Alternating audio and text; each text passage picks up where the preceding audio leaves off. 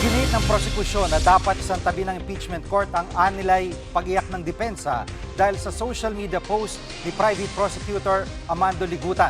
Wala naman daw kasi itong nilabag na batas sa korte o ng korte. Live mula sa Batasang Pambansa, nangungun sa balita si News 5 House Correspondent Marian Enriquez. Marian, una sa lahat, buburahin ba ni Attorney Ligutan ang kanyang post?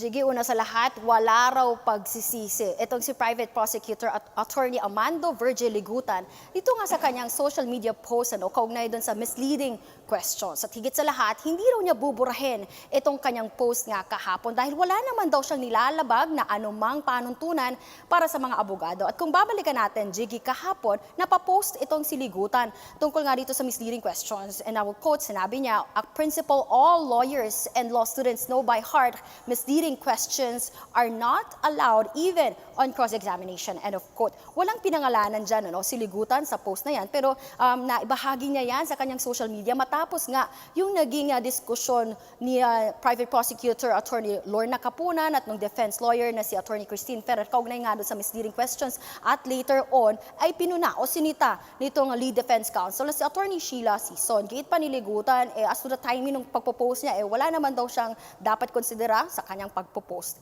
Narito ang pahayag ni Ligutan. Hindi ko yan buburahin kasi yun po yung nakasaad sa ating rules of court. Buti sana kung I name somebody. I think that is part of my right as a human being to post something na sa tingin ko ano yung nasusulat sa rules of court. Walang bad faith, walang malice. It's just like saying 1 + 1 = 2.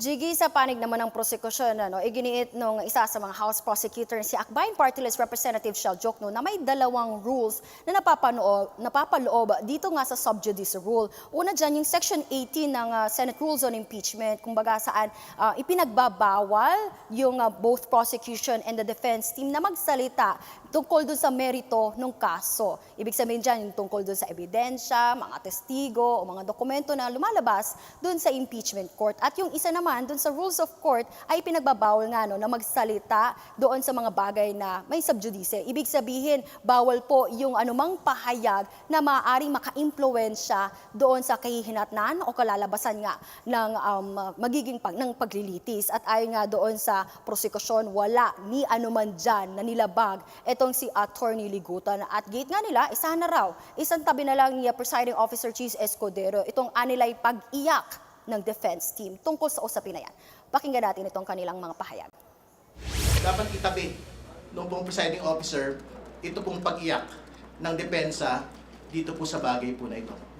Do not gaslight the nation that kasalanan po ni Attorney Ligutan kung bakit ho pumutok sa mukha po ng depensa ito pong bagay na ito. Meron bang siyang sinabi na hindi makatotohanan? No? Wala naman ho. It was just a guidance with respect to an elementary evidentiary rule. No?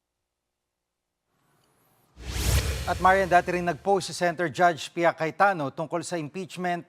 Ano naging aksyon dyan ng court?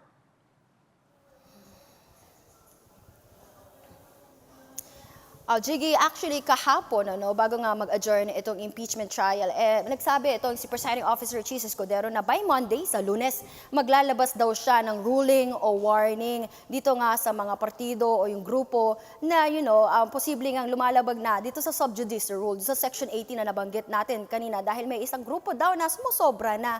At actually, para particular na rin, bahagi na rin ito para daw maiwasan na rin syempre yung pagmaninipula nga ng opinion ng publiko tungkol sa gumugulong ng impeachment trial, and syempre yung tungkol sa integridad na rin ng impeachment court. Pero kanina, natanong natin din, tama ka dyan, nabanggit mo yung issue doon sa pagpo-post ni Senator Judge Pia Cayetano nung splice video, bahagi nung oral arguments kung saan tumayo para sa prosekusyon itong si Akbayan Party List Representative Shell Jokno. At nag-post nga siya sa kanyang social media na tila tingin ng ilan deliberate attempt para nga i-mislead yung publiko. So nung natanong natin itong si Jokno kung ba baka sakali sisitahin, pupunahin o mababanggit ni Presiding Officer Chis Escudero itong prosekusyon, babanggitin din ba niya itong ginawa sa kanya ni Senator Judge Pia Cayetano? According to Jokno, tignan na lang daw natin sa asa naman to si Jokno na sana raw ay maging patas yung pagtingin nga at pagpapatupad ng Senate Court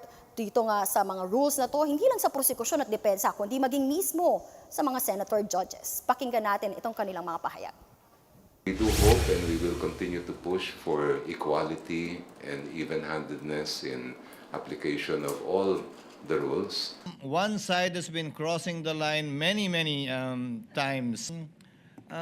I can even name all of you who have been commenting on social media in violation of Rule 18 of the impeachment rules.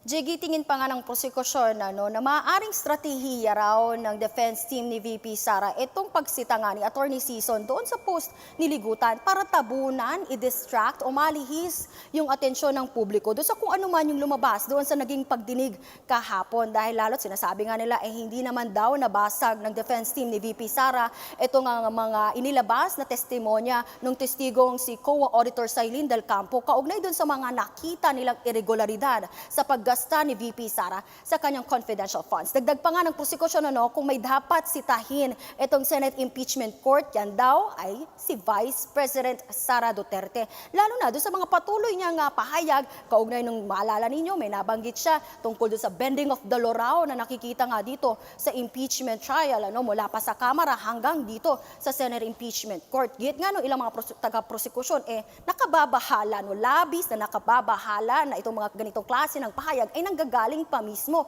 sa bise. At tingin nila dapat nga rin daw ay tignan itong bahaging ito ng senators, judges at ng presiding officer, yung mga ganitong klaseng pahayag ni VP Sara dahil natitaint at maaaring mabahiran at ma-question yung kredibilidad nitong gumugulong na impeachment trial. Gayon na rin yung integridad ng Senate Impeachment Court. Yan muna ang latest. Dito sa Kamara, balik sa iyo, Jiggy. Yan ang ulat ni Marian Enriquez live mula sa Batasang Pambansa. Mga kapatid, Jig Manikad po. Pagdating sa mahalagang balita sa loob at labas ng bansa, dapat una sa lahat, mag-follow at mag-subscribe na sa social media pages ng News 5.